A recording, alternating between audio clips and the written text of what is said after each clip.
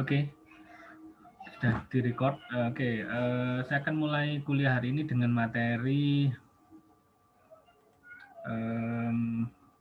M or E demokrasi, mobile atau elektronik demokrasi.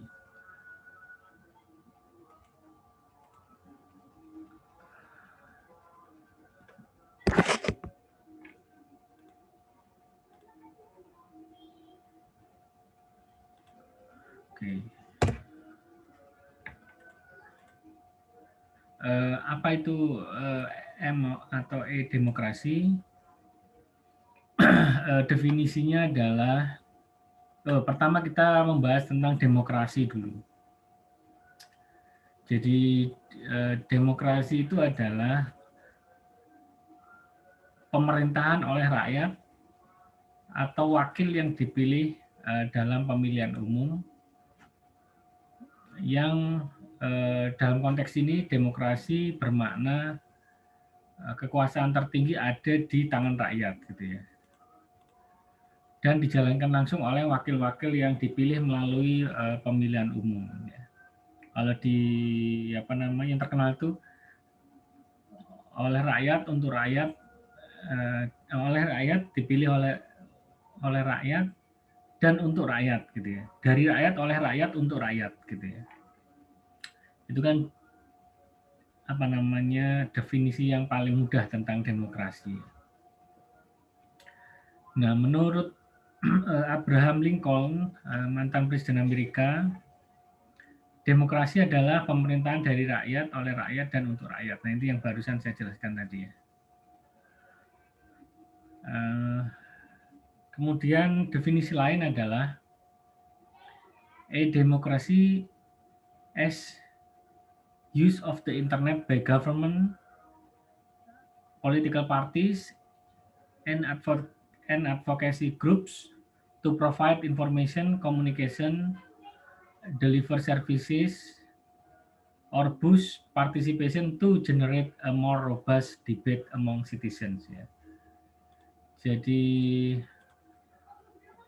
demokrasi ini adalah penggunaan dari internet oleh pemerintahan, partai-partai politik, dan kelompok-kelompok advokasi, gitu ya. Kelompok-kelompok advokasi ini artinya bisa LSM, bisa organisasi non pemerintah lah, begitu ya. Kalau advokasi misalnya LBH, Lembaga Bantuan Hukum, dan lain sebagainya, to provide information, communicate, deliver services, or boost participation, untuk menyediakan informasi, berkomunikasi, dan menyediakan layanan atau mendorong partisipasi untuk generate a more robust debate among citizens, untuk mengenerate atau membuat perdebatan di antara sesama citizen itu lebih berkualitas atau robust gitu ya. Jadi kalau demokrasi itu kan intinya masyarakat punya kebebasan untuk berbicara, berpendapat gitu ya, selama tidak melanggar hukum. Jadi beda dengan dulu misalnya waktu zaman Orde Baru, kita dulu tidak punya kebebasan untuk menyampaikan pendapat, tapi sekarang mungkin kita sudah lebih demokratis di Indonesia, jadi kita punya hak untuk menyampaikan pendapat, kebebasan berpendapat.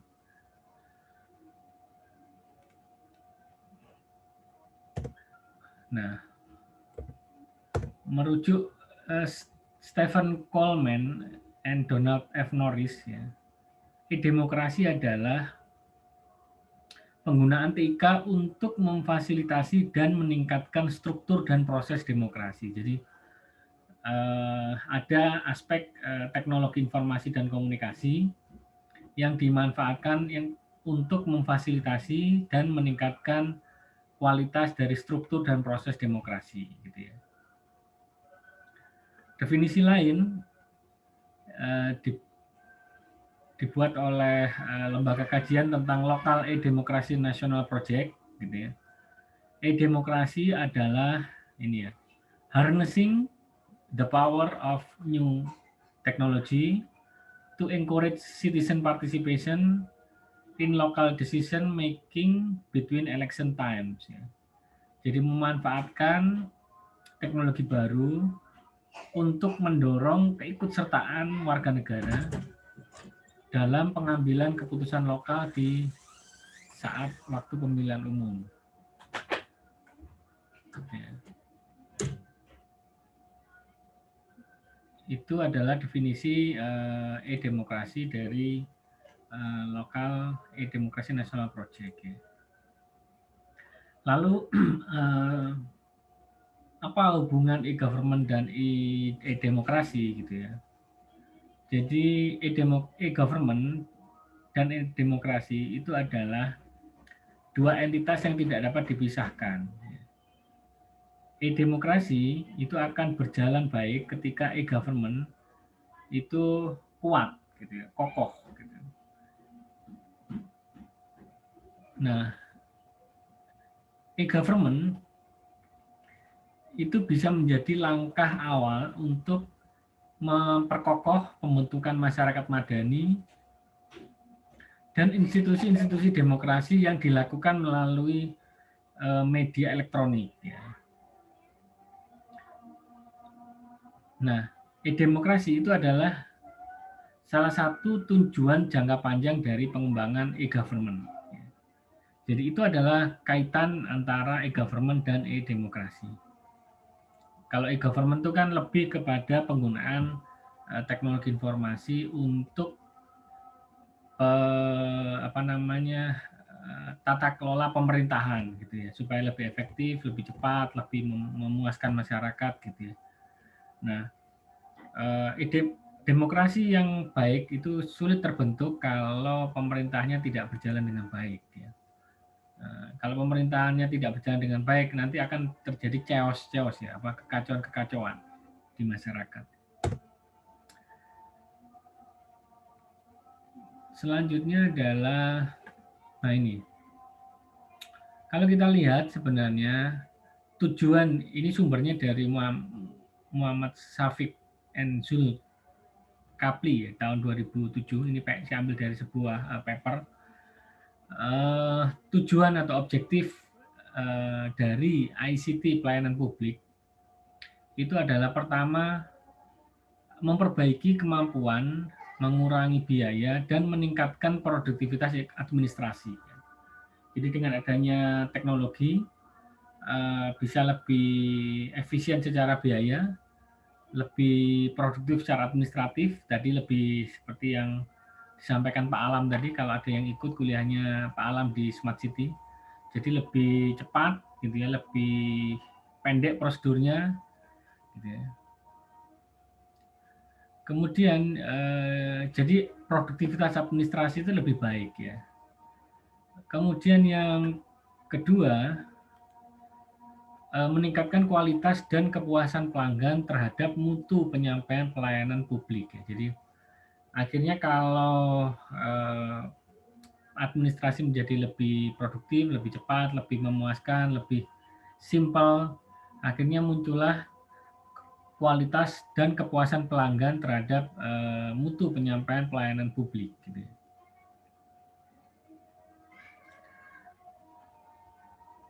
Selanjutnya, tujuan selanjutnya adalah menambah daya saing negara dalam era globalisasi. Jadi kalau pelayanan publik itu berbasis IT, maka kita bisa punya daya saing dengan negara lain. Ya. Karena apa? Karena banyak kalau negara lain itu ngurus prosedur perizinan misalnya, perizinan bisnis misalnya, itu waktunya cepat gitu. Kalau kita masih lambat, masih berbelit, nah kita akan ketinggalan gitu dengan negara lain. Orang mau investasi, kalau ngurus perizinannya aja sulit, akhirnya orang menjadi malas untuk investasi di daerah tersebut. Ya. atau misalnya dipalakin, atau misalnya tidak aman, ngurus perizinan aja misalnya butuh waktu setahun gitu ya. Sementara kalau di tempat lain 3 hari selesai gitu, ya mending di tempat lain gitu ya, bisa segera, berjalan gitu bisnisnya. Nah, ini di tengah ini adalah gambar mengenai, e-government ya. Jadi ada rakyat, rakyat ini bisa, bermanifestasi menjadi, sebagai pelanggan dan sebagai warga negara. Kalau sebagai warga negara, ini ada keikutsertaan dalam perumusan kebijakan publik ya.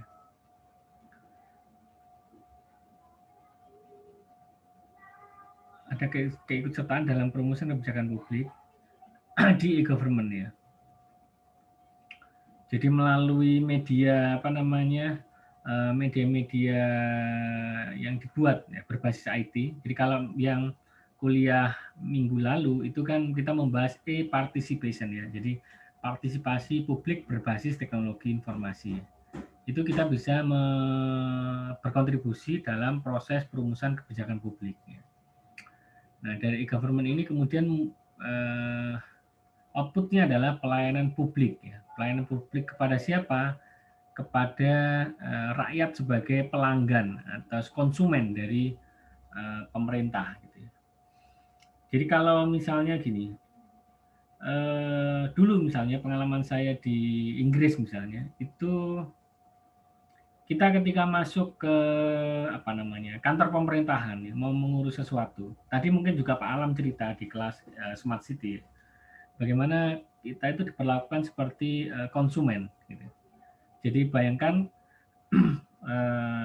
kalau kita misalnya ke bank ya, ke salah satu bank itu kita datang kemudian kita ke customer service itu kan pelayanannya kan sangat baik gitu ya. Kadang-kadang kita kalau menunggu lama kadang-kadang kita di ruangannya pakai AC, kemudian stafnya itu ramah gitu ya, tempat duduknya nyaman, ada misalnya air mineral, permen dan sebagainya gitu. Nah, ketika di Inggris itu kantor pemerintahan juga seperti itu gitu. Jadi bahkan ada area bermain untuk anak-anak gitu ya. Ada kuda-kudaan gitu ya, ada di sisi pojok itu ada area bermain untuk anak-anak. Jadi sambil menunggu proses pelayanan, sambil menunggu antrian, anak-anak bisa bermain. Juga ada buku bacaan gitu ya, buku bacaan anak-anak gitu. Jadi sangat nyaman dan kita diperlakukan sebagai konsumen. Gitu. Benar-benar sebagai konsumen. Gitu ya. Nah, memang kan kita berharap bahwa pelayanan pemerintahan kepada masyarakatnya juga seperti itu. Ya. Beberapa daerah sudah mengubah wajah pelayanan pemerintahannya, misalnya Surabaya misalnya. Kalau yang orang Surabaya misalnya datang ke Siola misalnya, itu kan sudah sangat nyaman ya, ber-AC, kemudian prosedurnya jelas. Memang belum memuaskan penuh ya, tapi jauh ada peningkatan dibanding sebelum-sebelumnya. Itu ya. Kemudian, nah kita kembali ke demokrasi. Jadi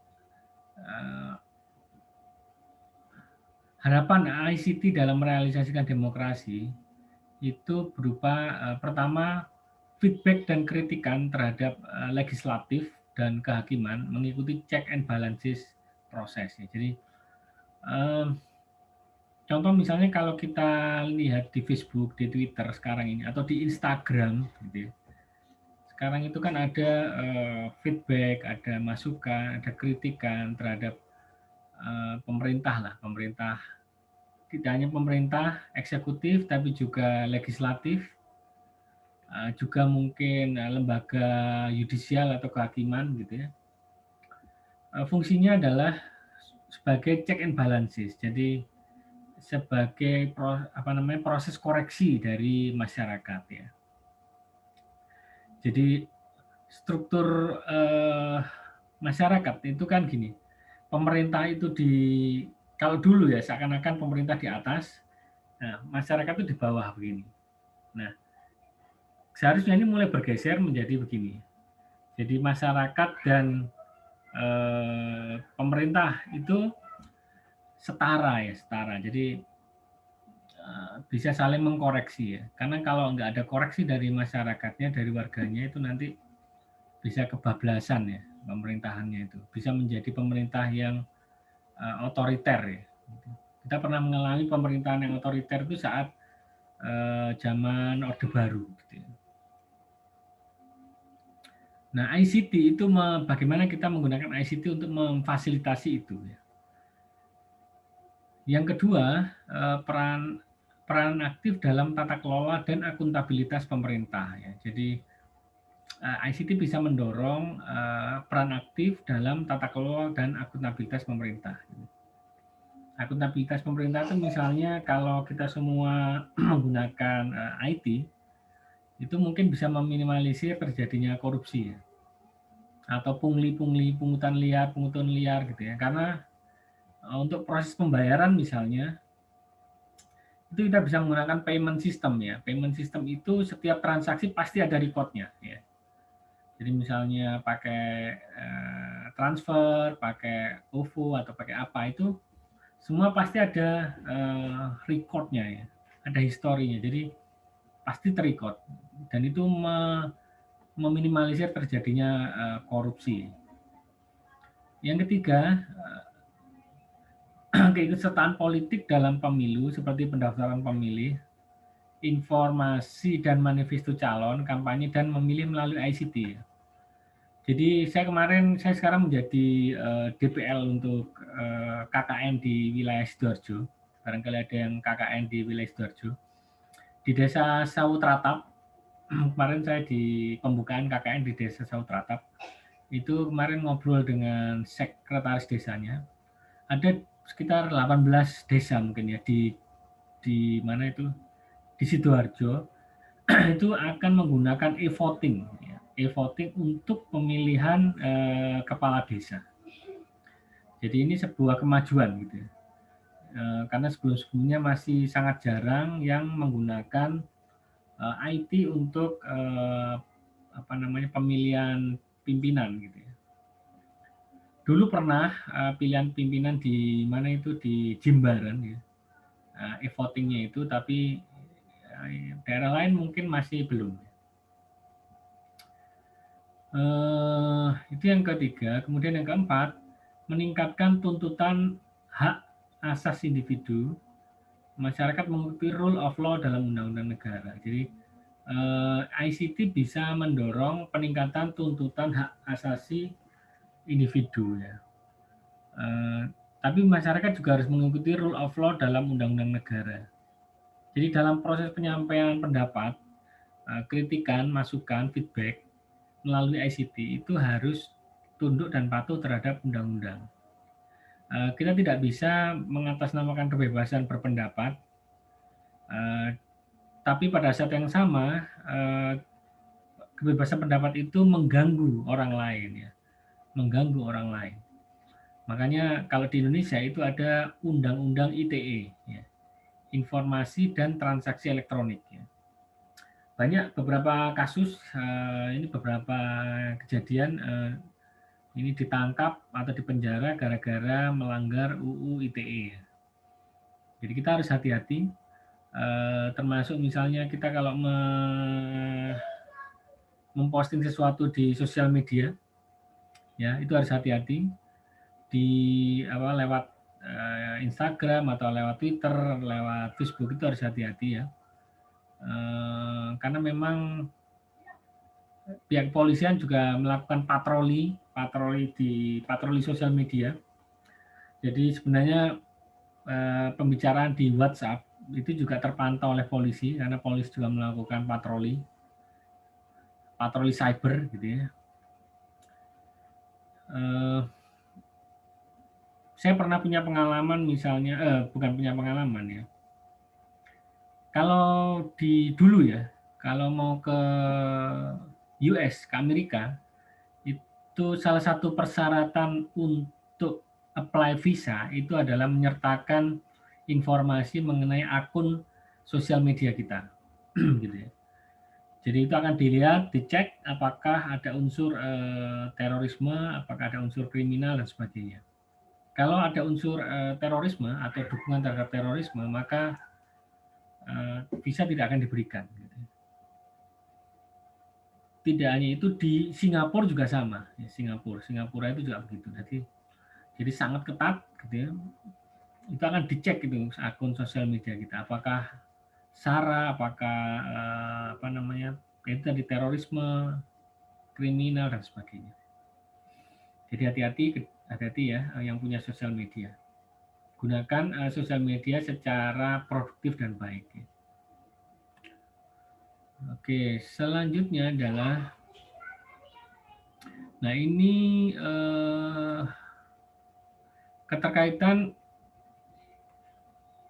keterkaitan e-demokrasi dengan tahapan-tahapan dalam e-government ya.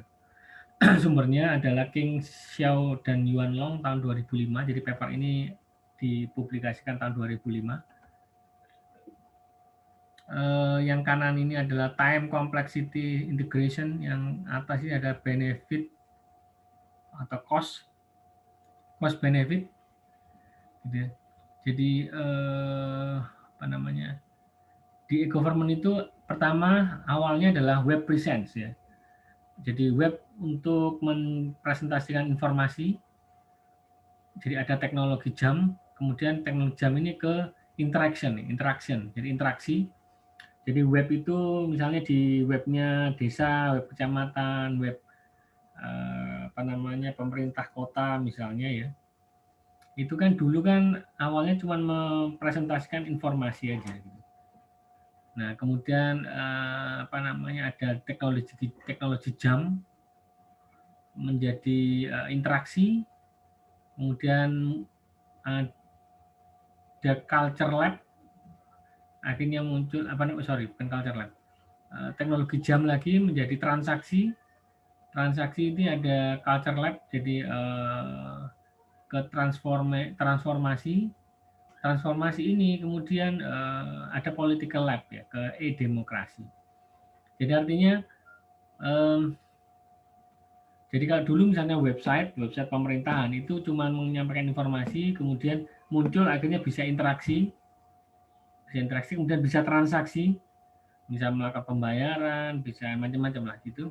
Kemudian transformasi ke e-demokrasi. Demokrasi artinya bisa menyampaikan pendapat, masukan, kritik, pengaduan dan sebagainya. Nah, mulai web present sampai transaksi ini adalah bisa dilakukan secara otomatis ya. Nah, dari transaksi ke e-demokrasi ini perlu melakukan transformasi pelayanan pemerintahan ya. Karena memang luar biasa perubahannya ya.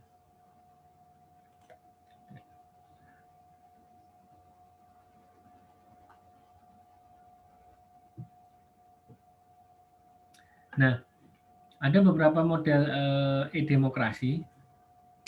Ini berdasarkan The Organization of for Economic Cooperation and Development. Yang pertama adalah tahapan informasi.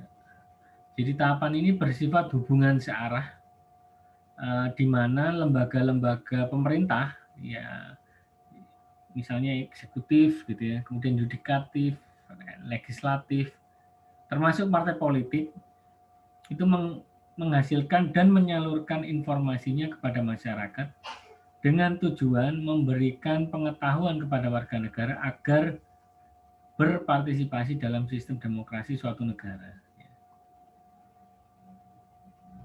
Yang kedua, tahapan konsultasi atau consultation. Nah, pada tahapan ini lebih bersifat hubungan dua arah, di mana warga negara memberikan feedback kepada lembaga-lembaga pemerintah dan partai politik terkait dengan masalah-masalah politik, perumusan dan keputusan kebijakan yang bersifat publik. Ya. Jadi ada komunikasi dua arah gitu.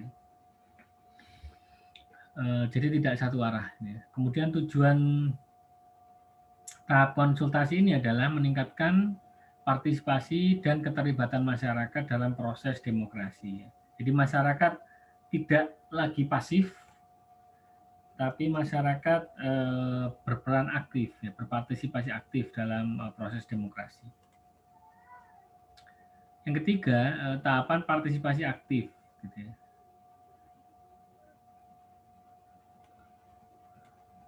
Active participation ya. Pada tahap ini, hubungan didasarkan kepada kemitraan dengan lembaga-lembaga pemerintah dan partai politik.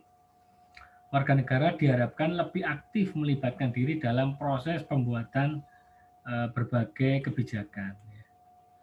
Jadi lebih ini ya lebih pada kemitraan gitu ya. Selanjutnya, nah ini model e-demokrasi menurut Janet Caldo atau tahun 2004. Paper ini dipublikasikan tahun 2004. Ini ada kuadran 1, kuadran 2, kuadran 1, kuadran 2, kuadran 3, kuadran 4. Jadi yang vertikal ini adalah tingkat pengaruh, yang ke atas itu tingkat keterkaitan. Ya. Tingkat keterkaitan. Yang kuadran 1 ini berarti kan pengaruhnya kecil, keterkaitannya juga kecil. Ya. Pasif, satu arah, dan tidak sinkron. Ya. Pasif, satu arah, dan tidak sinkron. Lembaga-lembaga pemerintah pada kuadran 1, nah kalau pemerintah dan masyarakat kita masih di kuadran 1, lembaga-lembaga pemerintah yaitu eksekutif, yudikatif, dan legislatif, serta partai politik, membuat informasi secara online. Ya. Kuadran ini adalah tahap asas e-demokrasi. Masyarakat bisa melakukan pencarian informasi dari lembaga-lembaga pemerintah dan atau partai politik,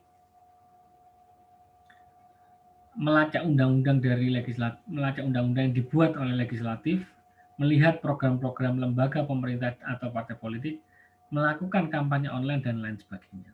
Nah, jadi ini adalah kuadran 1. Ya.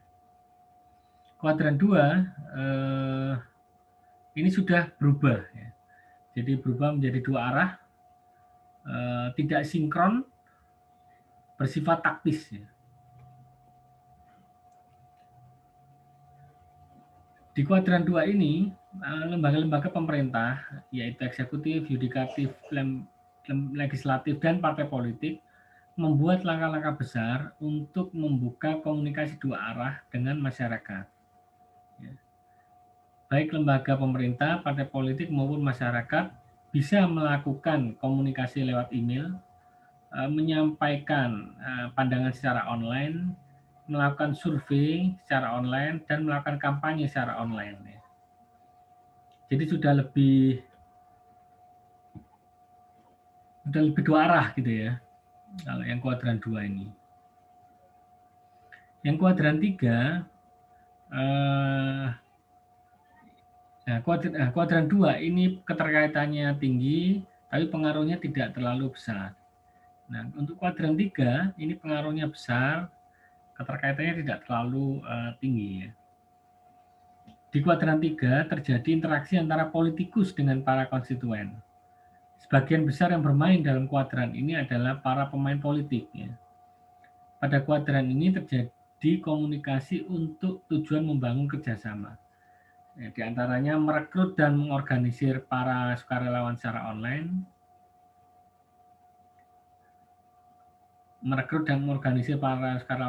mencari dana secara online, melakukan kampanye online, melakukan komunikasi dengan konstituen dan media, kemudian forum online, dan pendaftaran pemilih secara online. Jadi hampir banyak kegiatan politik itu dilakukan politik praktis mungkin ya. Ini lebih ke politik praktis ya. Ini dilakukan secara online ya. Di kuadran 4 ini lebih interaktif dan strategik. Nah, kuadran ini menunjukkan tingkat paling tinggi dan kesempurnaan e-demokrasi di masa depan. Ya. Setiap warga negara sudah terlibat aktif dalam perumusan kebijakan publik yang dapat dipertanggungjawabkan. Pada kuadran ini terdapat beberapa instrumen, ya, misalnya e-petisi. E-petisi itu artinya surat permohonan pada pemerintah secara elektronik. Jadi masyarakat atau kelompok masyarakat itu bisa mengajukan petisi, ya. Petisi, tahu petisi ya? Petisi itu artinya gini, misalnya ada kebijakan pemerintah yang kita nggak setuju gitu ya. Kita nggak setuju, maka kita bisa membuat petisi. Petisi bisa dilakukan secara online. Misalnya isunya tentang apa misalnya. Nah, nanti menggalang dukungan masyarakat melalui online juga. Nah, nanti itu akan diajukan ke pemerintah dan pemerintah akan melihat serta mengevaluasi, ya, kebijakannya. Itu e-petisi, ya.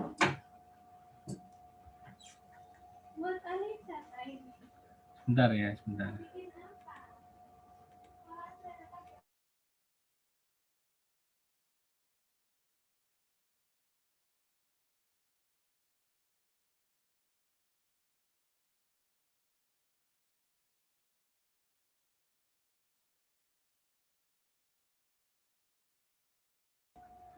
Oke, saya lanjutkan ya, sorry ya, ada interupsi.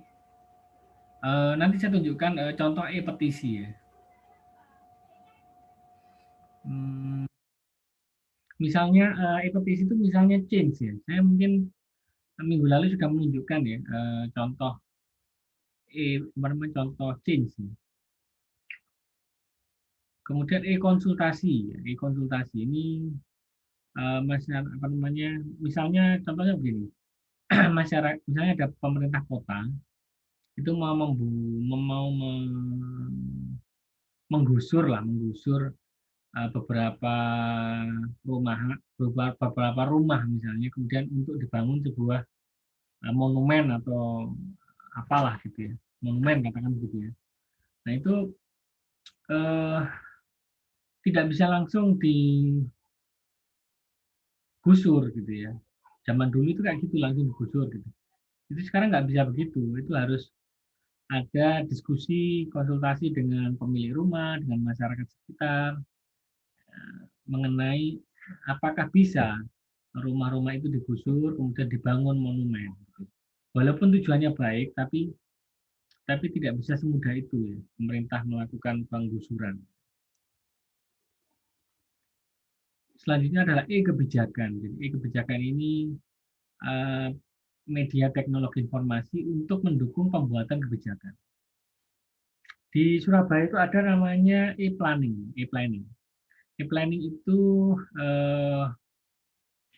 jadi media berbasis IT. Itu nanti para ahli, para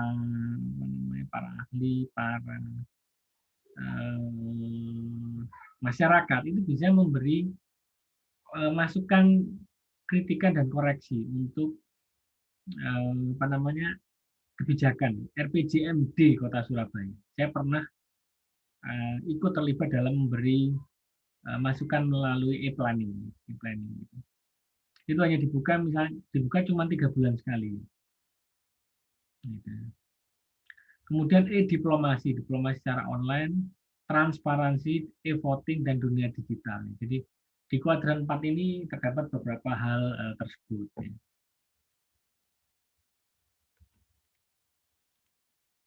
Nah, beberapa masalah yang terkait dengan inisiatif e-demokrasi kalau di Indonesia itu pertama, belum ada nomor identitas warga negara yang valid. Jadi kita ini punya KTP sekarang ya, punya KTP, e-KTP lah, tapi data itu masih tidak satu data ya. Kemarin barusan di launching kebijakan satu data oleh pemerintah. Tapi sekarang kan masih proses ke sana. Jadi misalnya kita punya NIK. Tapi di satu sisi kita juga punya nomor BPJS, kita juga punya nomor apa namanya, nomor SIM, nomor apa lagi. Jadi beda-beda gitu. Nomor rekening rekening juga punya nomor sendiri gitu ya dan sebagainya. Jadi ini agak apa namanya agak menyulitkan juga gitu dan ribet kan gitu. Coba kalau satu data kan lebih enak. Gitu. Yang kedua adalah budaya birokrasi dan budaya politik. Jadi budaya birokrasi kita sangat ribet gitu ya, sangat complicated gitu ya. Budaya politiknya juga begitu. Nah, ini agak menjadi tantangan bagi implementasi demokrasi berbasis elektronik. Tapi sekarang dengan adanya ini Desember itu akan ada pilkada serentak, ya, Desember bulan depan. Nah, di satu sisi kondisinya adalah masa pandemi COVID-19. Maka kemungkinan kampanye itu akan dilakukan melalui media-media elektronik. Ya.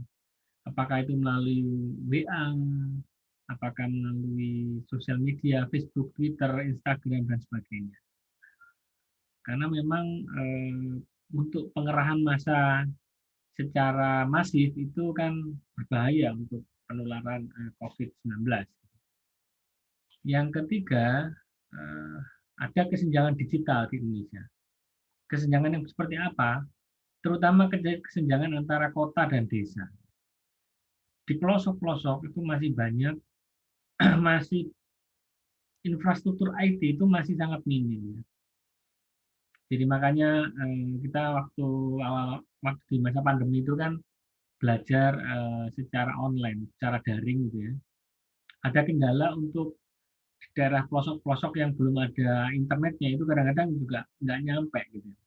Sinyal sinyal apa namanya sinyal internetnya itu. Bahkan sampai harus naik ke pohon supaya sinyalnya nyampe. Gitu.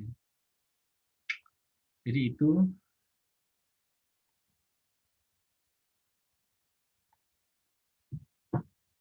yang keempat adalah partisipasi. Jadi partisipasi ini menjadi tantangan juga untuk apa namanya inisiatif demokrasi. Jadi sejauh mana partisipasi masyarakat. Yang kelima adalah teknologi. Jadi kesiapan mengenai teknologi. Eh, apa namanya? Kita bisa membayangkan misalnya contoh misalnya e-voting aja, e-voting. Kita bisa membayangkan misalnya e-voting itu dilakukan, kita bisa membayangkan bagaimana mendistribusikan komputer dan perangkat elektronik itu di pelosok-pelosok. Sekarang saja, kalau waktu pemilu, kita bisa melihat distribusi surat suara dan kotak pemilih, ya. Surat suara dan kotak pemilih itu kan sampai dibawa apa namanya lewat sungai gitu ya, diangkut lewat perahu ke pelosok-pelosok itu. Nah, bayangkan kalau pakai e-voting itu ya susah juga membawa komputer atau laptop gitu ya. Belum nanti kalau nggak ada jaringan fiber optiknya, bayangkan di pucuk-pucuk gunung tuh gimana narik narik kabel fiber optiknya untuk internet kan sulit juga gitu. Itu tantangan teknologi dan yang keenam adalah tantangan terkait dengan organisasi. Jadi e-voting itu secara teknologi itu mungkin bisa dikembangkan, dibuat, tetapi problemnya itu lebih banyak pada organisasi. Jadi bagaimana uh, apa namanya isu-isu politik lah, isu politik. Nanti bisa jadi partai-partai politik itu nggak rame gitu, rame karena misalnya misalnya ada dua calon pakai e-voting, calon A dan calon B. Nah, dan ternyata dari e-voting itu calon A yang menang. Nah, calon B ini dan partai-partai politik pendukungnya pasti akan protes gitu ya. Nanti ada aja yang dipersoalkan, masalah security lah, masalah infrastruktur lah, masalah macam-macam gitu ya. Terutama security lah. pasti akan muncul isu, oh ini security-nya bobol, kemudian pencurian suara dan sebagainya. Jadi itu akan menjadi isu politik yang besar. Jadi itu ada beberapa tantangan yang ada untuk inisiatif e-demokrasi. Ya.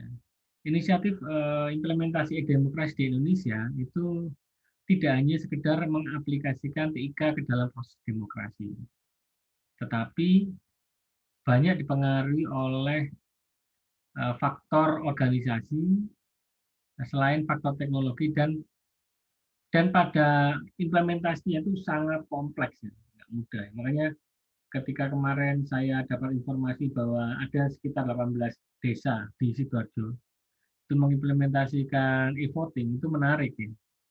Di satu sisi menarik, di satu sisi yang lain itu challenging juga, gitu. Challenging juga. Gitu. Nanti kita lihat aja apakah berhasil atau gimana. Gitu. Kenapa kok begitu kompleks ya? Ini tadi menyangkut perubahan setiap elemen dalam lembaga-lembaga pemerintah, eksekutif, yudikatif, legislatif, dan partai-partai politik itu sendiri. Oke, sudah ternyata ya. Ada pertanyaan atau ada yang mau didiskusikan?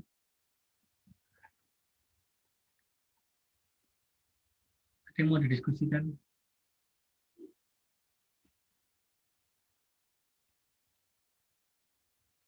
Saya kasih contoh e-petisi ya, sebenarnya. Change.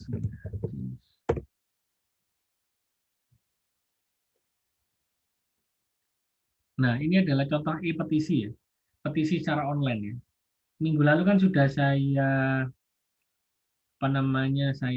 mungkin saya sampaikan ya mengenai change.org ini. Ini ada beberapa, tahu nggak apa saya ulang lagi. Ada beberapa isu. Nah, ini yang paling di depan ini isu tentang ambyar patung Didi Kempot akan dibangun di stasiun Solo Balapan. Jadi ternyata ada ini yang membuat petisi namanya Haninda Kolanda Surakarta Indonesia, dari Surakarta Indonesia. Pendukungnya ada 33.712. Jadi yang mendukung pembangunan patung Didi Kempot di stasiun Solo Balapan. Ini ternyata dapat dukungan gitu ya. Ini contoh e-petisi ya. Saya kira kemarin sudah saya sampaikan.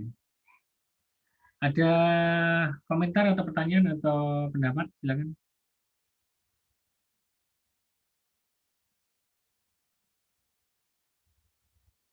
Gak ada? Ini mahasiswa kalau bedanya mahasiswa di Eropa sama di Indonesia itu begini ya. Jadi kalau di Eropa itu kalau ada sesi tanya jawab langsung aktif, saya pak gitu ya. Kalau di Indonesia mungkin masih malu-malu ya. Jadi nggak pede. Ada lagi pertanyaan? Oke, kalau nggak ada mungkin saya akhiri aja ya kuliahnya. Oke, mungkin itu ya saya akhiri. Terima kasih. Kita ketemu minggu depan. Minggu depan saya minta masuk waiting room 5 menit sebelumnya ya. Jadi bisa mulai on time. Saya nggak perlu klik pada saat awal-awal kuliah gitu ya. Oke, terima kasih. Saya akhiri. Wassalamualaikum warahmatullahi wabarakatuh. Waalaikumsalam Waalaikumsalam warahmatullahi wabarakatuh.